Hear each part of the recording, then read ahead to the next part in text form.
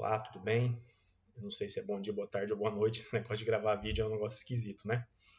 Bom, nós estamos aqui para seguir a nossa série de estudos sobre a espiritualidade emocionalmente saudável. Essa é a aula de número 4. Se você perdeu as aulas anteriores, vai lá no meu canal do YouTube, se inscreva no meu canal, seleciona o sininho que toda vez que chegar um vídeo, seja de devocional, de estudo, de mensagem ou qualquer outro vídeo que chegar lá, você vai receber a notificação, tá bom? Então, aula 4.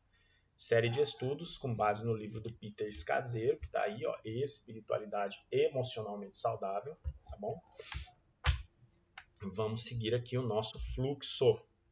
A gente está falando aí sobre o problema da espiritualidade emocionalmente doentia primeiro, né? Fala primeiro da questão da espiritualidade que tem nas emoções doença, e hoje ele vai tratar do crescimento emocional rudimentar, tá? Vai falar sobre isso nessa parte do livro. Eu estou indo bem devagar, pode ver que as videoaulas estão curtas, para não ficar cansativo para ninguém, tá bom?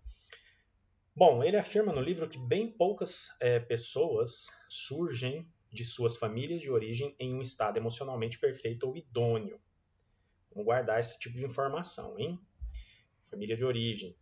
Olha o relato dele. Eu acreditava que o poder de Cristo podia quebrar qualquer maldição. Por isso dava pouquíssima atenção ao fato de que o lar que eu havia deixado para trás havia muito tempo ainda estava me moldando. Afinal, conforme ensinou Paulo em 2 Coríntios 5,17, as coisas velhas já passaram e eis que tudo se fez novo. Mas a crise me ensinou que eu tinha de voltar e compreender o que eram aquelas coisas antigas, né, que passaram, para que elas começassem de fato a passar. Esse é um relato dele no livro. Calma, Cristo transforma, Cristo de fato regenera, né, muda, molda as pessoas, mas nós precisamos entender aqui, a partir do testemunho do pastor Peter, um pastor de uma grande igreja em Nova York, né? O mais trágico. Bom, o mais trágico é o seguinte. O mais trágico tem a ver com um relato da família dele, tá? E eu vou ler esse relato. Olha só. Por que ele fala que ele precisava compreender as coisas antigas para que elas começassem de fato a passar. As coisas antigas passaram, as coisas velhas passaram, tudo se fez novo, né? Porque a família de origem dele, que ele já tinha deixado há muito tempo, ainda estava moldando ele como ser humano. Aí vem o mais trágico, vamos lá. Olha o relato.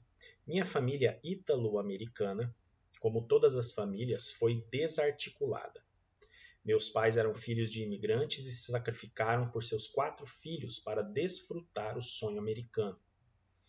Meu pai, padeiro por profissão, trabalhava horas sem fim, primeiro em Nova York, numa confeitaria italiana do meu avô e depois para um grande distribuidor de pães.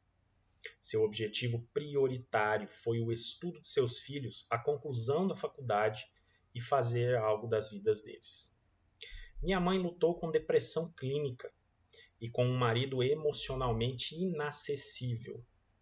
Criada por um pai violento, ela se viu asfixiada sob o peso de criar os 4 filhos sozinha. Sua vida de casada, tal como sua infância, foi marcada por tristeza e solidão. Meus irmãos e eu saímos desse ambiente marcados por cicatrizes profundas. Éramos emocionalmente subdesenvolvidos e carecíamos de afeição e atenção. Todos nós saímos de casa para a faculdade tentando inutilmente não olhar para trás. Fora de casa, como para muitos outros, pareceu tudo bem. Pareceu melhor, pelo menos, do que a situação da maioria dos meus amigos. O castelo de cartas, entretanto, caiu quando fiz 16 anos. Meu irmão mais velho transgrediu uma regra invisível de nossa família ao desobedecer a meu pai e sair da faculdade. Pior ainda, ele declarou que o reverendo Moon e sua esposa, fundadores da Igreja da Unificação, eram os verdadeiros pais da humanidade. Nos 10 anos seguintes, ele foi declarado morto e proibido de voltar para casa. Meus pais ficaram envergonhados e arrasados. Eles se afastaram da família estendida e dos amigos.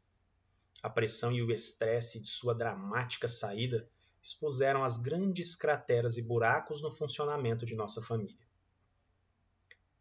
Nós nos fragmentamos ainda mais. Só começaríamos a nos recuperar disso quase 2 décadas depois. Quase 2 décadas depois.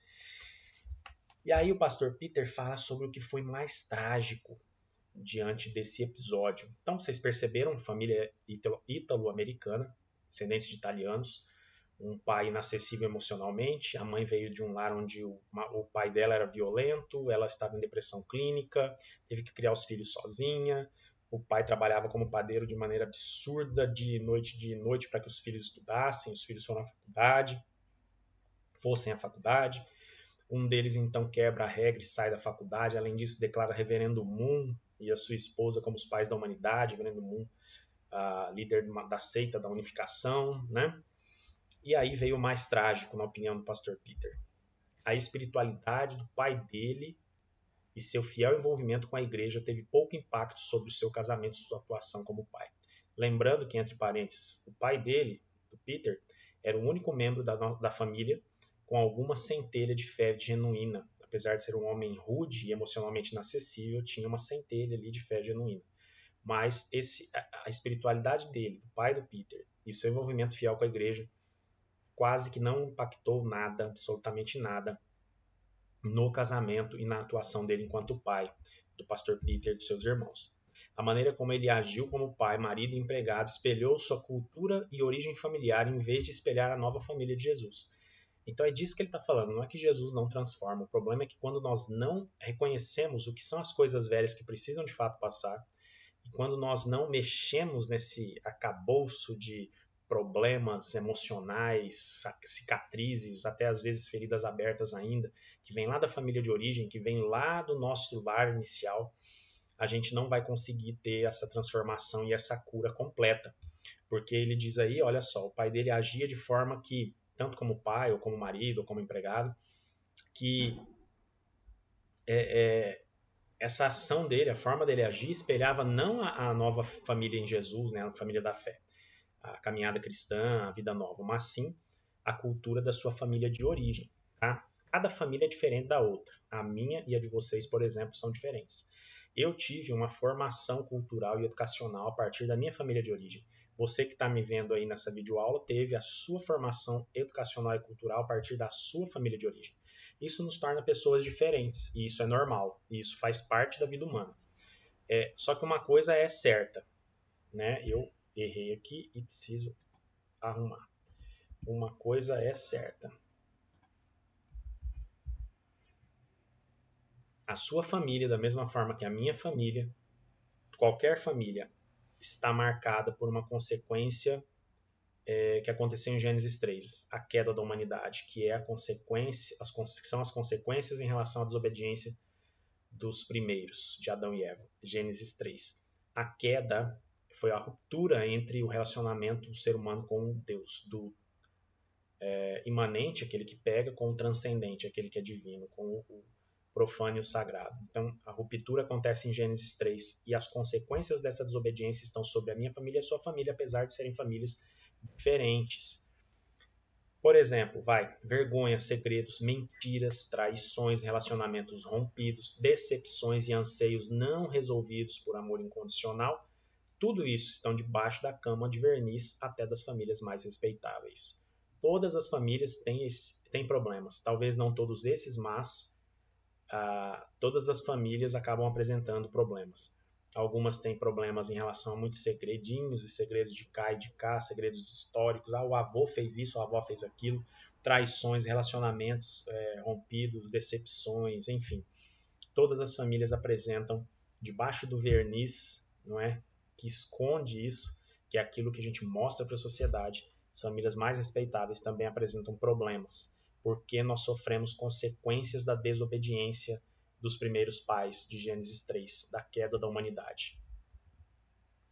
Aí vem a bênção do crer em Cristo, né? Crer em Cristo, e aí ele relata que aos 13 anos, desiludido com a existência de Deus, e convencido de que a igreja era irrelevante para a vida real, ele então sai da igreja. Aos 13 anos, desiludido com a existência de Deus e convencido de que a igreja era irrelevante para a vida real, ele vai e sai da igreja. Através de um concerto cristão em uma pequena igreja e um estudo bíblico no campus da faculdade, que pela graça de Deus ele se torna cristão e ele tinha já 19 anos. Então ele sai da igreja aos 13 anos, aos 19 anos, graças lá a um momento de louvor, numa pequena igreja e de um estudo bíblico que acontecia lá no campus da faculdade. Ele se encontra, então, pela graça de Deus, ele se encontra de fato com Jesus. Até os 13 anos ele só ia na igreja. Muitos só vão à igreja até os 60, não se convertem nesse período, de fato. Então, são filhos, netos de pessoas que têm a dinâmica de ir à igreja. Aquilo vira algo habitual e cultural da família, né? E eu espero que esse barulho do vizinho não atrapalhe a nossa videoaula. Mas ele só aos 19, de fato, tem encontro com Deus. Olha só, até os 13 ele só frequentava a igreja por conta do pai levar. Depois ele sai da igreja desiludido com a existência de Deus e que a igreja tivesse relevância na vida real. Aos 19, então passaram 6 anos, aí ele, com um estudo bíblico na faculdade e um momento de louvor numa igreja pequena, ele de fato se encontra com a graça do Senhor Jesus. O amor de Jesus inundou a vida dele, ele iniciou uma busca apaixonada para conhecer esse Jesus vivo revelado a ele, né, aos 19 anos. Nos 17 anos seguintes, então até os 36 anos, né, até os 36 anos ele aprendeu muito e seguiu em discipulado. Então foram 17 anos, então, até os 36 anos de idade sendo discipulado. Olha só o tanto de coisa que esse moço fez.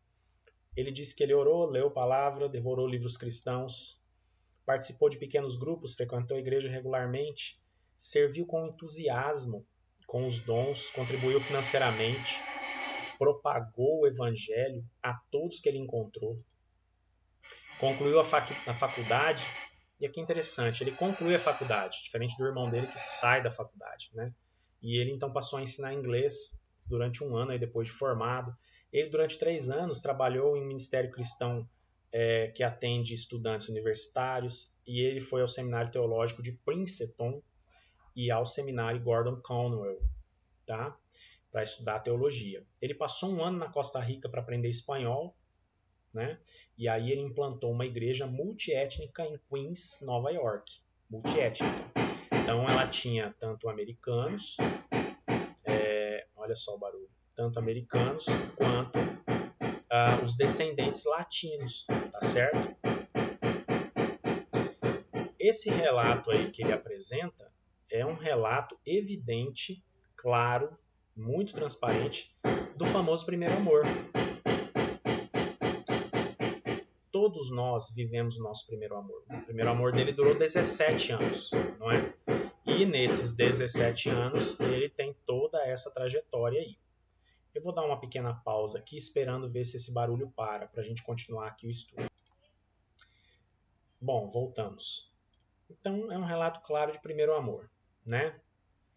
Foram 17 primeiros anos como dedicado seguidor de Cristo, só que os aspectos ou áreas emocionais da humanidade dele permaneceram em grande medida intocados. Ele não foi tratado nas áreas emocionais. Raramente se falava sobre eles ou neles, se tocava na escola dominical, pequenos grupos ou nos ambientes da igreja. Muito bem. Muito bom. Voltamos então. Dei uma pausa aqui por causa do barulho nos vizinhos, né? Bom, ele diz que raramente esses problemas emocionais eram tratados na escola dominical, pequenos grupos ou nos ambientes da igreja, né? E, de fato, a expressão aspectos ou áreas emocionais da minha humanidade parecia pertencer ao vocabulário de um conselheiro profissional e não da igreja. Então, o pastor Peter faz essa crítica, que a igreja deveria se preocupar muito com as questões aí emocionais. Agora, a grande pergunta é: o que deu errado com a igreja de Jesus? O que deu errado com a igreja de Jesus? Vou voltar aqui no slide. Olha só, estamos finalizando já. O que deu errado? O que será que não funcionou? Por que será que as coisas velhas passaram e tudo se fez novo? Fica só na teoria e na conjectura? Por que será que a igreja não toca nos assuntos mais delicados do profundo da alma das pessoas para tratamento? Porque a igreja não é um consultório de psicologia ou de psiquiatria. Não, não é. Mas nós acompanharemos ao longo do estudo que uma espiritualidade precisa ser acompanhada de emoções, da vida emocional de cada um que está aqui no profundo do nosso ser. Então, uma espiritualidade emocionalmente saudável é o que falta às igrejas. E o que será que deu errado com a igreja? O que será que deu errado no projeto igreja? Então, essa pergunta a gente vai conseguir responder ao longo da série de estudos, tá bom? Espero que tenha sido aí produtivo e que tenha causado muitas reflexões e meditações na sua vida cristã. Pense, o que será que deu errado com a igreja de Jesus Cristo? O que será que a igreja tem deixado passar? A gente vai responder ao longo do estudo. Deus abençoe você, ótima quinta-feira e resto de quinta-feira, né? Sexta-feira está chegando e que Deus abençoe e que a gente consiga crescer de fé em fé, de graça em graça. Até o próximo estudo.